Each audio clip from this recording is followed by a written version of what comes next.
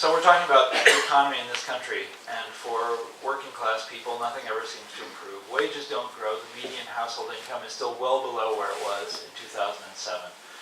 The economists have a way of measuring this, all sorts of different ways of measuring it, and one of them is to measure what they call the labor share of the gross national product as opposed to the share taken by owners, shareholders, stockholders, that sort of thing. And the labor share of the gross national product hit its all-time low in 2011, and then stayed there right through the next couple of years.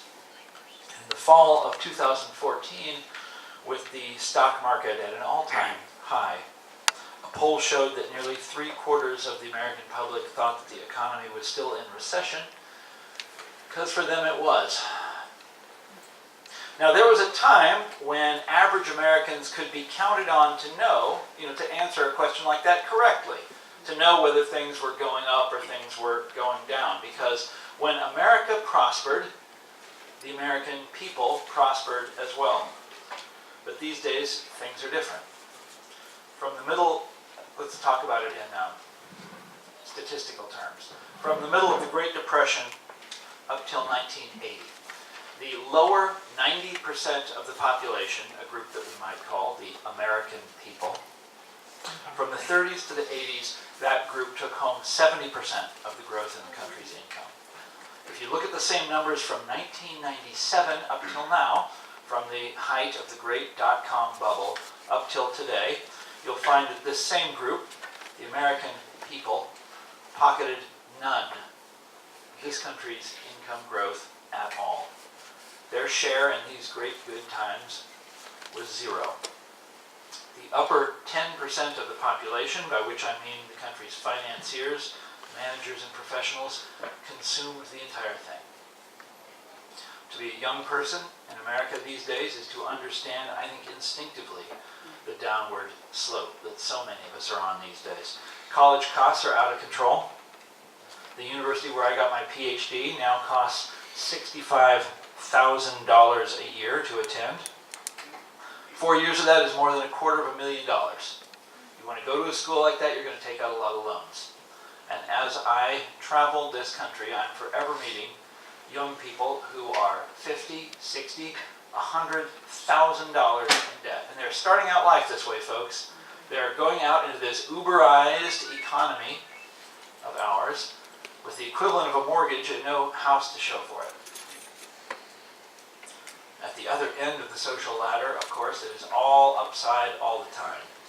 Back in 1980, American CEOs made about 40 times as much as their average blue-collar employee. Today it's 373 times.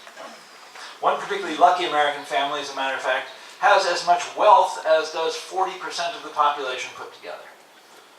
The main accomplishment of the 6 high-achieving individuals who make up this fortuitous family, the main accomplishment of theirs was to inherit shares in Walmart, the retailer that has sucked the life out of thousands of middle American towns. And that's where we are, folks, nearly 10 years after the financial crisis. Growth that doesn't grow, and prosperity that doesn't prosper.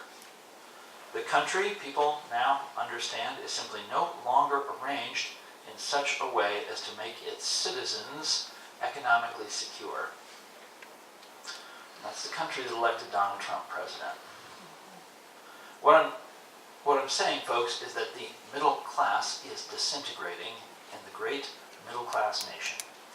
And you know this is true. There is outrage and fury around every corner. Everyone you talk to, everyone is pissed off.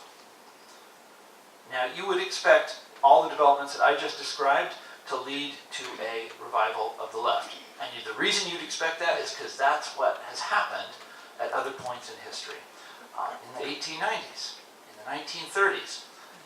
And yet here's the fascinating thing. This is what I keep writing about again and again and again. Always some angle of the same thing, that the politics of this age of inequality that we're living through have been dominated by right-wing revolts that only accelerate the disintegration of the middle class. And it's Trump right now. But in truth, folks, depending on how you count it, this is the 5th successful conservative uprising to happen in my lifetime. Okay, I was born in 65. Nixon came along in 68. The New Right and Reagan in the late 70s. Gingrich in the 90s. George W. Bush in the aughts. The Tea Party movement. Now this guy.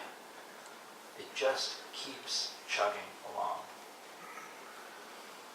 To understand how crazy it all is, I want to take you back to the year 2009, which was right after the financial crisis, where the Great Recession was underway, and it seemed like the philosophy of free markets had been discredited for all time.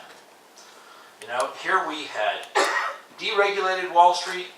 We had got down on our knees and worshipped at the feet of Wall Street. We had put nice, friendly Wall Street guys in charge of overseeing Wall Street, and here Wall Street went and poisoned the economy of the entire world with its toxic mortgage-backed securities.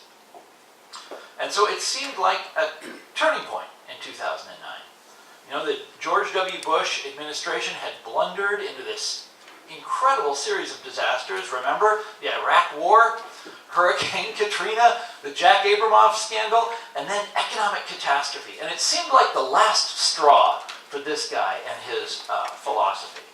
And the wise men of Washington, I live in Washington these days, the wise men of Washington, D.C., thought they understood what was happening. The tectonic plates were shifting, they said. Conservatism's long reign was finally at an end. The age of Reagan was over. The liberal age of Obama was gone. The pendulum had swung one way, and now it was going to swing back the other without any input from us. That's just how history worked. It's a matter of gravity. Back in 2009, the pundits loved to talk about how the Republican Party was on what they called a political suicide mission. How its candidates had zero chance in the enlightened new America that we were living in. The Republican Party was being sent to the dustbin of history. You see why I'm saying all this is exactly the same thing that we heard all last year, with commentator after commentator insisting that Donald Trump didn't have a chance, that the Republicans had destroyed himself by nominating him, and destroyed themselves forever, right? Well, look, back in 2009, the Republican Party turned out to not be so interested in its own demise. And they did exactly the opposite of what the pundits instructed them to do. They stepped on the gas instead of the brakes. Instead of moving to the center, and that's always what every pundit in Washington, that's how you get your pundit license, you understand this. That's where that's the sweet spot, right? That's where every politician needs to move to there. And instead of doing that, they purged their moderate faction. And they responded to the failure of markets by becoming free market zealots. The Tea Party movement is what I'm talking about here. And in 2010, this radicalized Republican Party scored its greatest victory in congressional elections in many decades. They took some 600 seats from the Democrats at the state legislature level. They purged countless moderates in their party. In 2014, they went on to conquer the Senate. And today, the tragedy is complete. They control Congress, the presidency. Trump immediately got to name someone to the Supreme Court. And they control the most state legislatures they have since the 1920s. Folks, this is a wipeout for the Democratic Party, and also for those pundits who have so persistently taken Democratic victory for granted. And everything I just described is going on, remember, while Wall Street loots the world and the middle class falls apart.